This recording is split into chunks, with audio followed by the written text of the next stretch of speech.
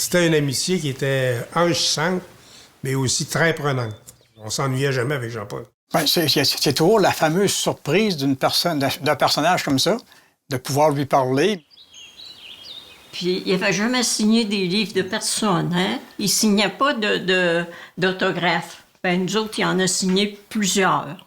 C'est parce qu'il considérait qu'il y avait une importance, là. Mais ça a été une personne qui a été marquante sur lui, là. Un des peintres les plus célèbres au monde.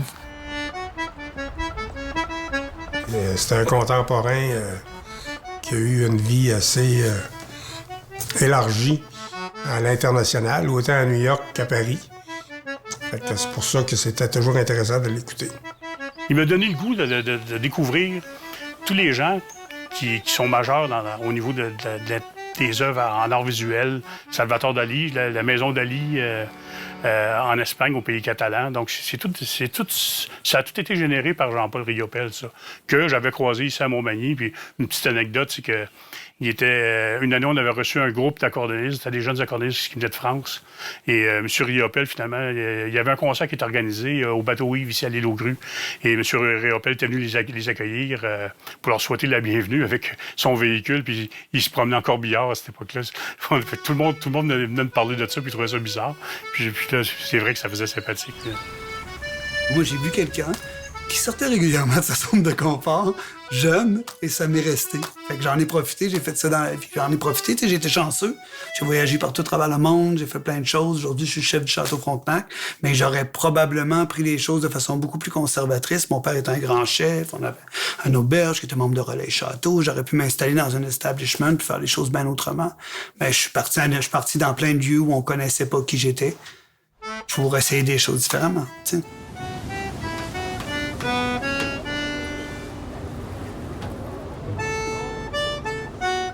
Parce que bien souvent, même quand ils traversaient, il y avait toujours quelqu'un pour l'aider. Là, je sais pas si c'était un préposé ou un infirmier. Souvent, il voulait y parler. Il faisait monter sur le quai pour y parler. Mais des fois, il ne parlait pas. Des fois, il parlait, des fois, il parlait pas. Il aimait contester des choses qu'il trouvait trop imbéciles chez les gens, des fois, tu sais, des réglementations qu'il comprenait pas. Puis dans ce temps-là, il pouvait grogner assez contre tout ce qui était autour de nous. Mais c'est pour ça que c'est un homme qui aimait plutôt être concentré dans ses choses et puis de faire des choses, et non pas d'être négatif, tu sais. Pour ça qu'il a produit autant. C'est un des peintres qui a produit le plus, tu sais. C'est incroyable, hein? Mais j'aimais sa présence. J'aimais rester assis à côté. J'aimais le regarder. J'aimais quand il me regardait, ses yeux. Là, les yeux, il parlait pas. C'est un homme qui parlait pas beaucoup, mais ses yeux parlaient, par exemple. Juste son regard, là. On pouvait comprendre bien les choses dans son regard. Son regard et sa poignée de main. Obligatoire à toutes les fois. Tu rentrais, tu sortais 10 fois dans la maison. Il donnait la main tout le temps. Il donnait la main, puis sa petite main froide. Puis moi, j'ai des bonnes mains quand même, là. Il donnait la main, puis il le serrait. Puis, il me semble, je le sens encore. Tu sais, ça m'est resté tout le temps, ça. On sait des fois ici le dimanche, puis il disait quelque chose. Il y avait un petit quelque chose sur son char, je sais que t'en parles. Non, on va vous le faire, on va le mettre tout de suite. On va le faire tout de suite. On va vous faire ça tout de suite. C'était pas grand-chose. Une fois, changer un wiper, des petites affaires. Il demandait un vieux siège d'une vieille machine. Il était venu, il y avait une vieille bâtisse en face du manoir, puis il avait vu dehors qu'il y avait une vieille moissonneuse avec un ancien siège d'acier, tout troué, qui voulait avoir, puis là, c'était pas de mancheur, puis regarde, il est venu à la maison, je vais te le démancher, puis je te le descendrai, mon nez, ben, il n'y a pas de problème. Que là, moi, je savais pas jusqu'où ça irait, ça. Je pense que c'était à 45 pieds, je pense. Puis là, bon, OK, il va vous dérouler ça. Moi, j'avais ça au sol en 100 pieds, j'avais ça des gros rouleaux.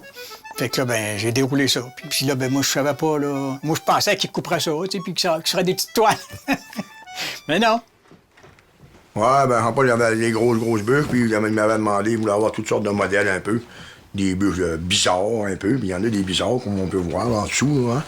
Puis ça a fait, là, regarde, on l'a prouvé que, regarde, la peinture est dessus, puis ça en est servi, puis tu vas mettre les vraies bûches sur Rosa, puis c'est ça qui est là, c'est vraiment ça. On était invités au vernissage de Rosa Luxembourg, puis on avait acheté là, toute la grande série là, qu'on développe là, On l'a, là, aussi. On l'a en dessous du matelas depuis ce temps-là. Oui, elle est en dessous du matelas parce qu'on veut pas qu'elle se froisse puis qu'elle se brise. C'est ça de Elle est long, en là, dessous puis de notre matelas. Quand il y a des expositions comme ça, comme l'exposition de la bibliothèque de Montmagny, je trouve que c'est des moments importants pour chez nous. Puis c'est sûr que c'est là, à ce moment-là, que les souvenirs reviennent. Ça a été un bout de ma vie que j'ai bien aimé.